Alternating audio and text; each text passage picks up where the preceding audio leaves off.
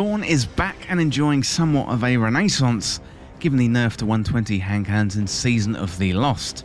Back in Forsaken there was a quest you had to do to get the weapon, but since Beyond Light was introduced, that has all changed.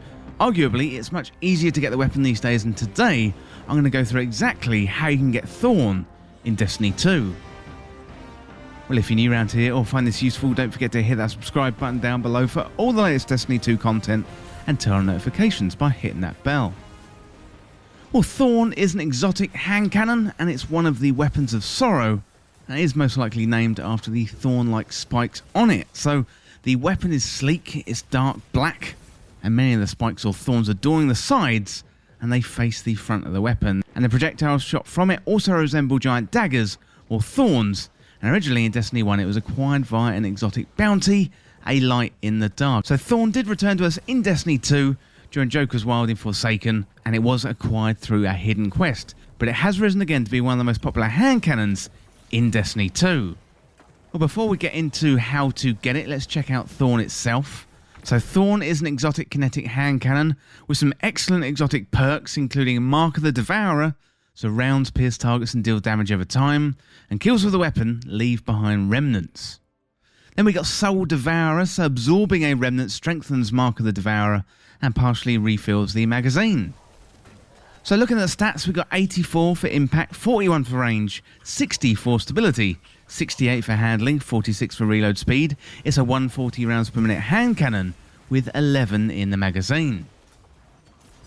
Well, since the nerf to 120 hand cannons in Season of the Splicer, 140 hand cannons have risen to the top once again.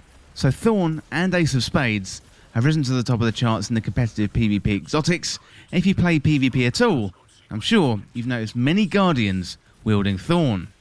Well, next up, let's have a look at how to get Thorn after the Beyond Light update. So to get this one, you can buy this from the exotic kiosk in the tower called the Monuments to Lost Lights. You can find that next to your vault.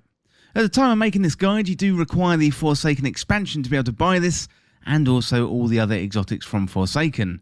But maybe this will change in the future, as there are rumours that the Forsaken content will end up going free to play. Hopefully, fingers crossed that happens, then everyone can get hold of Thorn. But for now, Thorn is going to cost you 1 exotic cipher, 125,000 glimmer, 200 dustlight shards, and also 1 ascendant shard. So you can get an exotic cipher from the season pass, or you can complete a quest from Xur. He's around from Friday until reset on Tuesday. And I do a guide on Xur's location each week, so make sure you subscribe and hit that notifications bell to never miss a Xur update. Well, Glimmer can be acquired from pretty much any activity, so strikes, Gambit, Crucible, public events, patrols.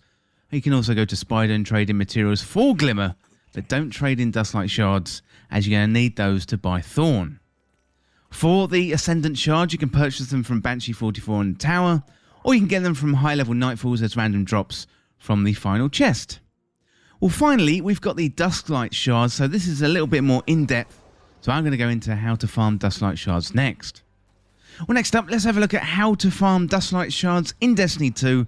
So Dustlight Shards are the planetary material found on the EDZ, and there's a couple of ways to get them. So before you head down onto the EDZ, you do want to prepare, in particular with your Ghost Shell. So there's a mod called the Wombo Detector, and that helps you detect caches and resources within a 50-meter range. So put this on your Ghost, as it's really going to come in handy down there on the EDZ. So once you put on this mod onto your Ghost, head down to the EDZ, and you can land pretty much anywhere, and there are a few farming methods we're going to combine here. So pick up all the bounties from Devrim K, he's down there in Trossland, and his bounties are going to reward you a bunch of Dustlight Shards. They should be quite easy as well.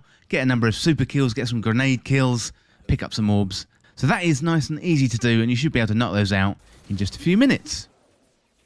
Well, next up, you want to find the hidden caches on the EDZ, and you will be able to see these on your map, and they're going to reward you Dustlight Shards. Also, the Wombo Detector is going to really help you out as well. So if you get your Ghost out, the Wombo Detector Ghost mod is going to help you find them nice and fast. You can also run around and find individual Dustlight Shards. They are indicated with a little triangle on the screen, and they're absolutely everywhere. So you should be able to pick up loads of those and get a nice little collection of Dustlight Shards nice and quickly. But it's also worth checking out Spider on the Tangled Shore, as maybe selling or trading Dustlight Shards. So his inventory does rotate daily, But do be careful with Spider though. I would wait until the 5 Dustlight Shards are sold for 1 Legendary Shard rather than 5,000 Glimmer. Unless you've got loads of Glimmer and Shards, a Spider really wants to fleece you for everything that you've got. So once you've got all the materials, head back to the Monuments to Lost Lights in the tower, purchase Thorn, and congratulations, you now have one of the best hand cannons in the game. Well, next up, I want to talk about a synergy with an exotic piece of armour, and this one is specifically for Warlocks, and this is with Necrotic Grip. So one of the best features in the game right now to do with Thorn is the synergy with Necrotic Grip. So they are exotic gauntlets for the Warlock, and Thorn triggers the Necrotic Grip's poison perk if you kill an enemy or land the final blow. As well as triggering the poison effect, you also get the benefits from Thorn too. So you can get Necrotic Grip if you're a Warlock and run Legend or Master or Sectors on Arms Day, and I've got a full guide on that which you can find on the channel, and you can search for Necrotic Grip Thorn.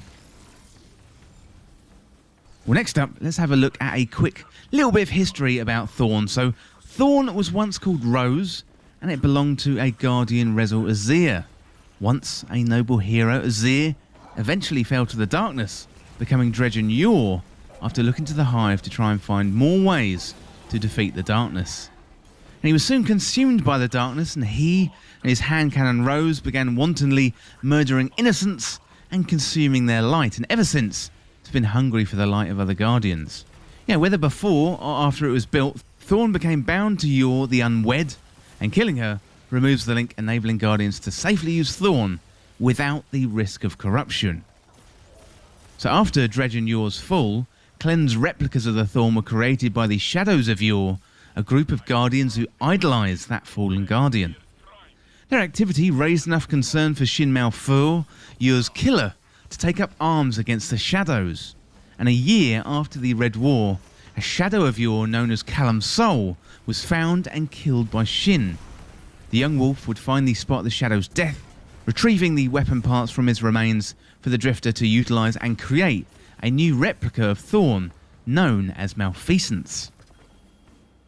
It's later revealed that Shin's killing of Callum Soul was in fact a trap for people who are vulnerable to falling to the darkness, and that Shin Malfur is actually a member of the Shadows of Yor himself.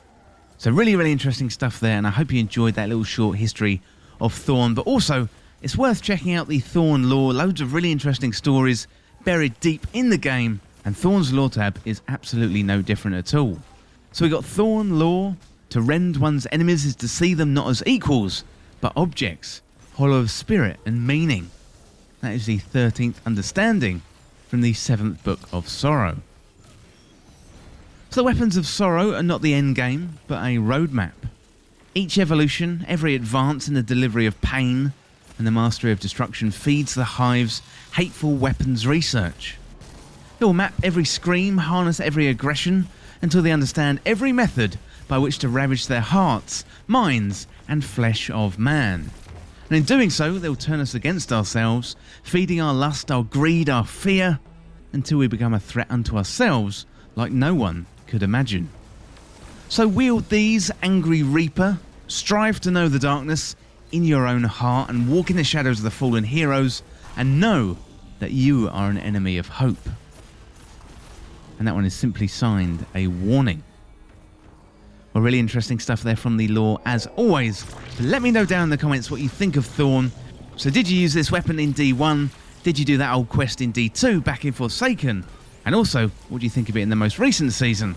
Season of the Lost. Well, that is it for this guide for how to get Thorn after the Beyond Light update in Destiny 2.